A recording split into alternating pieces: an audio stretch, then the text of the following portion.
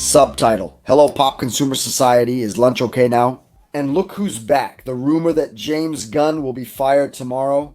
Because every time they talk about this Warner Brothers cover sale, that David Zaslav is always focused on selling Warner, maximizing its value to sell at the highest price. And that Skydance would be willing to pay, that Netflix would also be in the running, that Comcast would also be interested in the Warner Brothers cover properties, including Detective Comics. Whenever this talk comes up, a question arises, a doubt appears, and James Gunn, what about him? Does he stay? And the Detective Comics universe, what about it? Does it stay? Is the new buyer, is the new owner of Warner Discovery okay with what James Gunn is doing? Will they accept things the way James Gunn wants to do them? Because when Gunn takes over Warner, he takes over with total creative freedom to be the creative chief executive officer of the whole thing. He and Peter Safran, who handles the technical and bureaucratic side, and he's always prided himself on doing everything his own way. Will the new owner, who isn't the chief executive officer or David Zaslav, accept this? And now comes this article going deeper into the story, saying that the failure of Superman at the box office, which made less money than Man of Steel, and the terrible reception of the second season of Peacemaker gave James Gunn a real concern that he might actually be... He's threatened with being fired. That when the new Warner controller came in, they would already replace James Gunn, remove James Gunn, and reboot everything again. And they would put Michael DeLuca in his place. Michael DeLuca, who took over Detective Comics during that period between Walter Hamada and James Gunn. In fact, Michael DeLuca was responsible for that mess that was Black Adam. Should they bring back Hank Everett's Superman or not? That was confirmed, then unconfirmed. It was really awkward, a super awkward situation at that time. And then this would be happening right now and James Gunn would come in. He would have freaked out. He would have said, oh my God, now what? Yeah, that's the anxiety he was feeling since there wasn't any announcement of a buyout attempt. That's what made him do so many things wrong lately. The last episode of Peacemaker, for example, was heavily criticized. It only happened that way because James Gunn is out of control. He's nervous, he's panicking, and now he's doing everything his way to the max because he knows he's leaving. That's what the article is saying. Now let's analyze. It's an article by Matt McGloin. Matt McGloin is an old acquaintance here on the channel. He's been missing for a while, but Matt McGloin is a guy who is He's from the prehistoric times, from the culture war. He was already talking about woke before woke became a trend.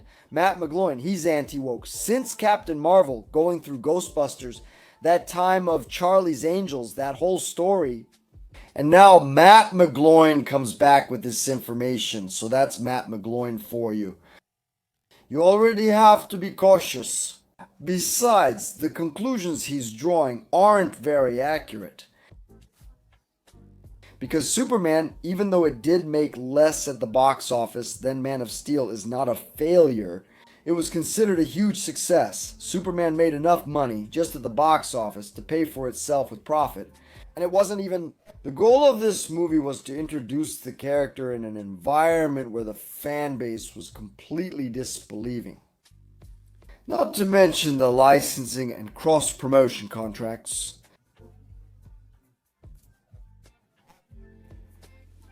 They paid even more. The movie made even more profit. Superman was very successful. There's no way to deny that.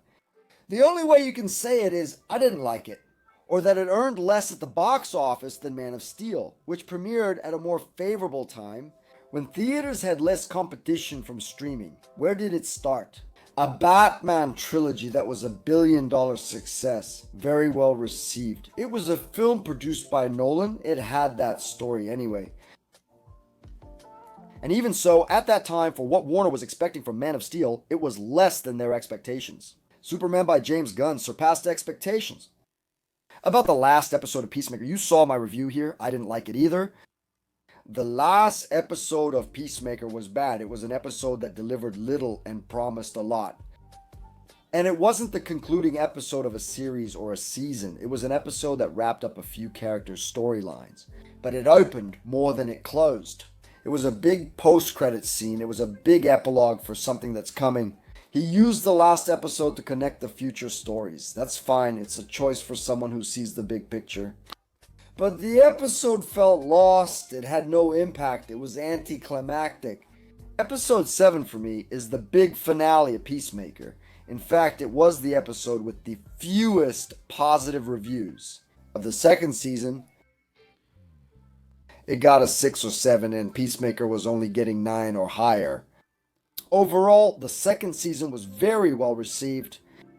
It's James Gunn's highest rated story, even higher rated than G Commando's, higher rated than Superman, and higher rated than the first season. So there are no negative ratings. There is one episode, in my opinion, that's misguided, an episode that serves a different purpose. Superman is not a failure. At most, it just met expectations. So, is there really any reason for James Gunn to be desperate, to panic? And I'll repeat here what I've said before. All of this that's being developed by the Detective Comics universe, by the Detective Comics studio, it's part of a build-up that will still reach a climax, will reach a peak. The thing will be built gradually. The big problem, in my view, that's giving this impression of, everything looks like James Gunn. And that's because everything really does look like James Gunn, because he wrote everything. He directed most of I Had in Command, The Space Squad, both seasons, and Superman. They're all his. So it really has James Gunn's style. I think that's a bad thing too. I don't think he should do 3 projects in a row writing. But he wants to give the first push his way and then hand it over to other directors. And that's what's supposed to be happening. Matt McGloin still talks about the crazy idea that Zack Snyder is coming back to do The Dark Knight. The Return, Frank Miller's adaptation, which would be an independent story, that wouldn't be part of a shared universe anymore where each director would have their own way and the directors would be unhappy about having to do everything. By James Gunn's standards and perspective, I don't see that happening. I do think that too much is being put on James Gunn's shoulders. His style, humor, and storytelling dominate everything, and it's becoming exhausting for people. But now, Clayface is coming, which promises a different tone. Lanterns promises a different tone. Even Supergirl promises a different tone. They're different writers and directors. I think that tends to balance things out, and I'm assuming so. James Gunn might influence everything, tweaking scripts so they all resemble his style. I see that as a problem. Because even Marvel at its peak wasn't just Kevin Feige's Marvel.